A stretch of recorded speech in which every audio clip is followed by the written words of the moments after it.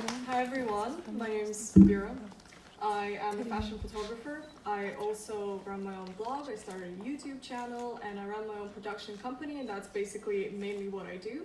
I work with artists, actually primarily young artists who just want to start, and I want to give them the opportunity to kind of express themselves, find themselves in their art. And I like to talk about motivation in art, how to make it in art, and basically my speech today is going to be about defying the odds in the art world, because we are told that it's very hard or it's unrealistic to become an artist these days, and I think otherwise, and I hope that by the end of my speech today you're going to agree with me. Thank you.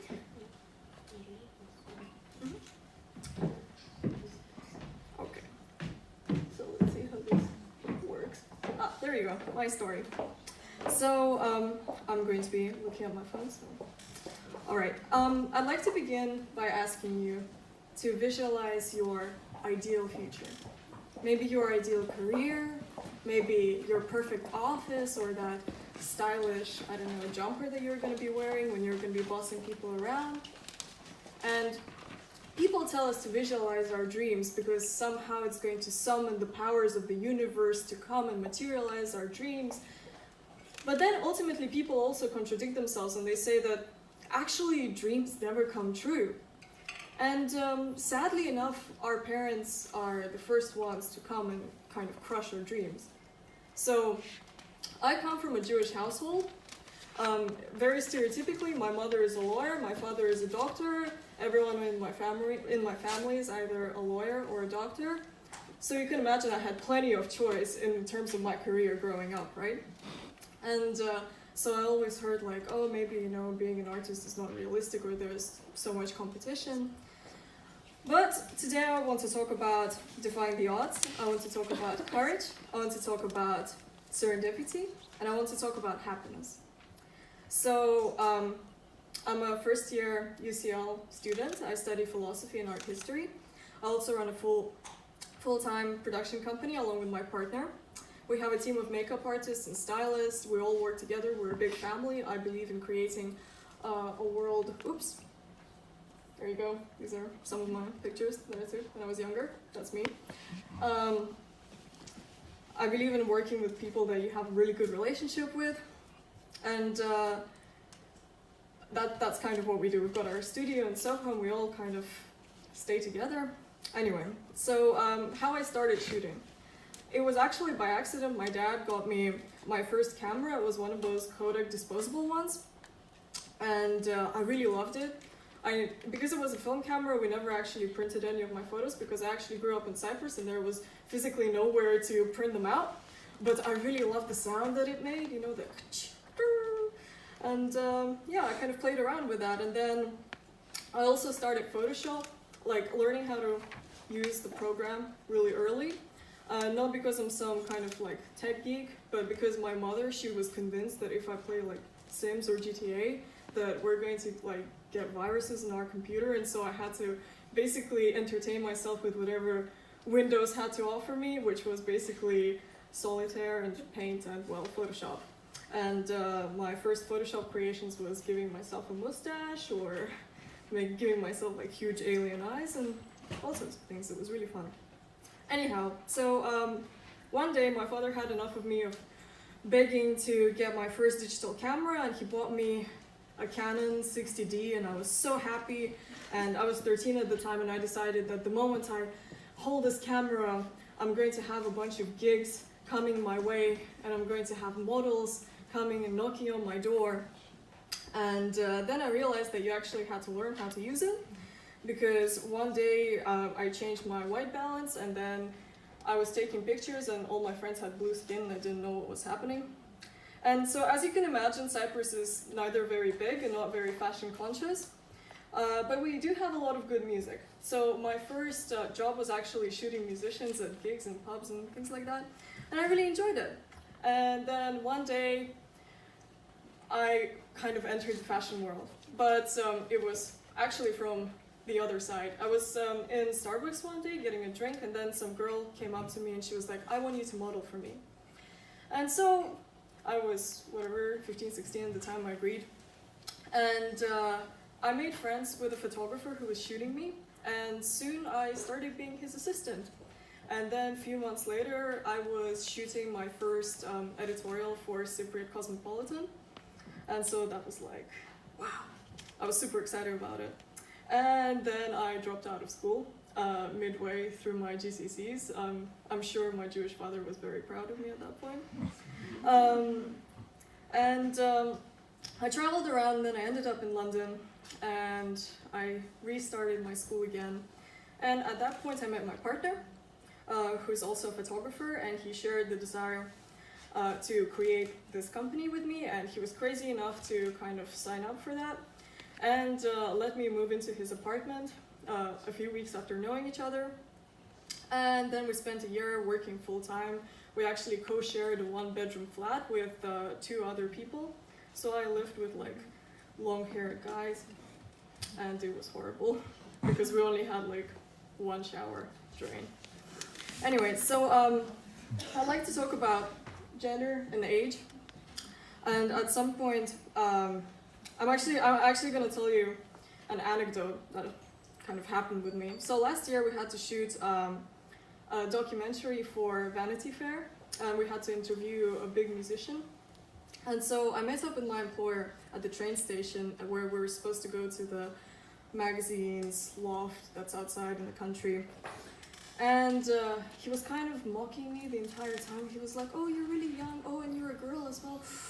Are you sure you know what you're doing? And at some point during the train journey, I turned around to him and I asked him, what picture profile would you like me to shoot this documentary in? And he turns around to me and he's like, what is a picture profile? And at that point, something clicks in my head, and I was like, wow, actually, the fact that you're young and the fact that you might be like a female working in the industry, it doesn't mean anything. So break the stereotype. Young people are fantastic. We're quick, we're smart, we know how to handle technology, we have interest, and I think the most important part is that we're hungry, and we're hungry for success, and nothing can stop us. So I'd like to talk about other photographers and one of my biggest inspirations. So the pictures that you see right now on the screen, they're actually taken by somebody who's visually impaired. And this photographer, his name is Dean Alliday. He's 96% blind. And apart from being a great photographer, he's also a brand ambassador. He just became a face of this like new music technology thing, and he was a former editor of photography in ID magazine. And you may be wondering why I'm telling you about him, but I think it's because I want you to have a think and actually decide to stop making excuses, because nothing can limit you but your own laziness. And somebody really intelligent once said, when you want to have an agenda, adopt the mentality of a person who desperately needs the bathroom. We do not need to say that we have wetted ourselves in public because it wasn't the right space or the right time, or because the competition for the bathroom was just too much, or because you didn't believe that you could make it to the bathroom fast enough. So my point is that in 2017 we have every opportunity to pursue whatever we wish to pursue, and procrastination is a real killer of our dreams. Not the parents who are looking out for your financial stability, nor some physical abilities that we may or may not have. If you never try, you will have exactly 0 chances to succeed.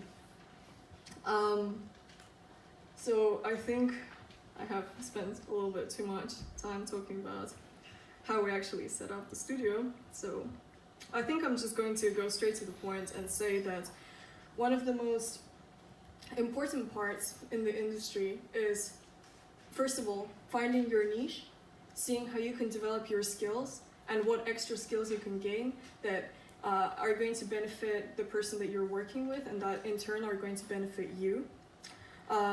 I think you need to work consistently. So think about your work as going to the gym. So if you go to the gym once every 6 months and do 600 crunches, and then you don't visit the gym for a year, it's not going to give you those ripped abs. So essentially, having a great shoot once every 6 months isn't going to build you a great portfolio. So take small steps, but have a solid, beautiful portfolio to show to your client. And lastly, I want to talk about social media and how important it is. So I can imagine that pretty much everyone here is using social media. And now let's think about the Kardashians, right? So why are they famous? Nobody knows. They're famous for being famous, right? But they have also created a very lucrative business through branding themselves. And Andy Warhol actually did the same in the 60s in New York.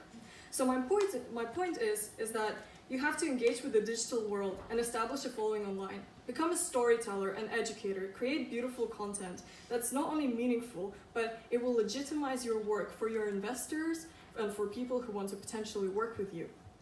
Show people that through being around you, they are somehow benefiting themselves, or lure them in with your intelligence, with your charisma, or with, free stuff, giveaways.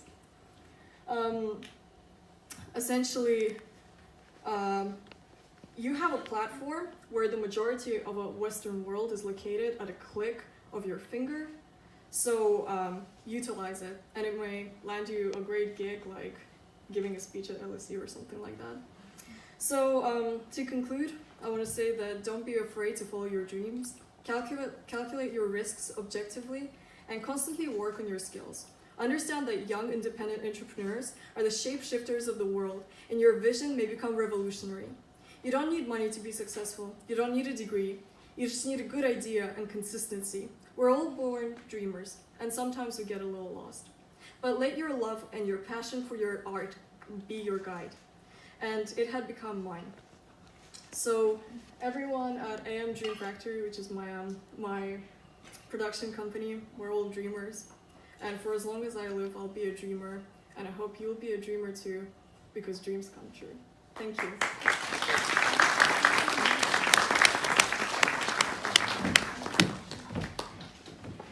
Thank you so much, Vera. Does anyone have any questions? Okay. Thank you so much.